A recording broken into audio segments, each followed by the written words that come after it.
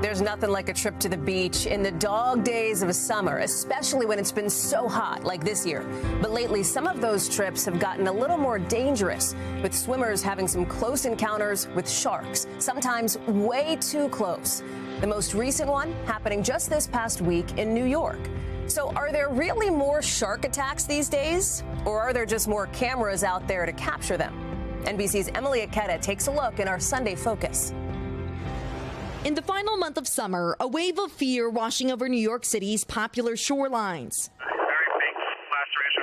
A shark bit into 65-year-old Tatania Koltuniuk's left leg last week in what officials call a horrific attack, temporarily closing the Rockaways and nearby beaches. When that happens, you need to be extra careful. It was the first shark bite in New York City in 7 decades, launching a multi-agency effort to maintain the shoreline safety from the ground, water, and air. We are using drone deployment because a drone can get up there, see things, extra eyes in the sky. We can get closer to the water. It's the latest in a series of shark encounters this summer. On nearby Long Island, 5 people were bitten over the 4th of July holiday, according to authorities. Confirmed.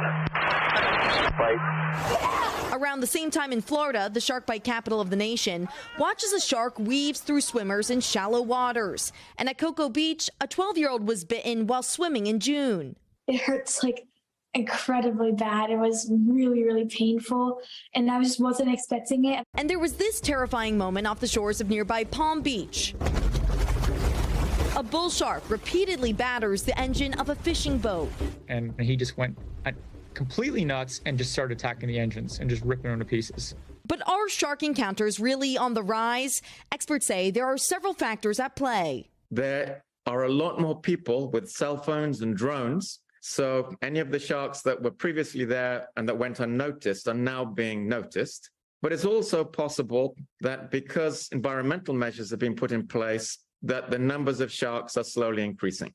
Is that a good sign? It's absolutely a good sign. It means that these systems are recovering. Recovering from widespread overfishing since the mid-20th century, which overlapped with the release of shark-based thriller Jaws. You're going to need a bigger boat. Award-winning filmmaker Steven Spielberg telling the BBC last year, I truly and to this day regret the decimation of the shark population because of the book and the film. Beachgoers closely share the water with sharks more often than they probably realize, practically on a daily basis, according to a new study from California State University, Long Beach. Still, the rate of unprovoked shark attacks remains low at 41 bites in the U.S. last year, and deaths are even more rare. You're more likely to die from an incident with fireworks, lightning, or in a train crash than be killed by a shark. And while sharks can be unsettling for swimmers, Dr. Naylor says don't forget to marvel in their magnificence. We can recognize sharks nearly 500 million years ago. If somebody saw a velociraptor in the garden, you'd be pretty excited.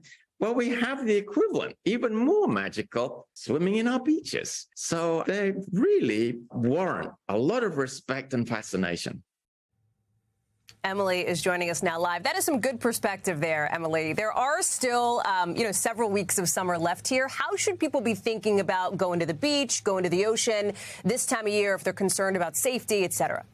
Hey there, Hallie. Well, there are definitely a few things you can do if you're among the millions of people trying to soak up the last couple of weeks, as you said, of summer. First and foremost, avoid swimming at dawn or dusk. Those are popular feeding times for sharks. You also want to stay away from schools of fish or seals since they are shark's prey. You don't want to get mixed up with shark's prey.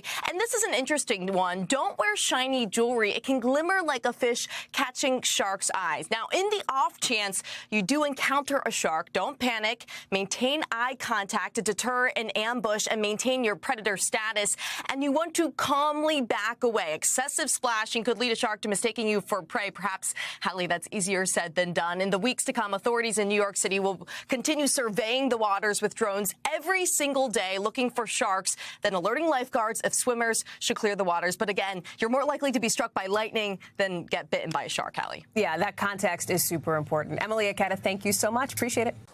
Hey, thanks for watching. Don't miss the Today Show every weekday at 11 a.m. Eastern, 8 Pacific on our streaming channel, Today All Day.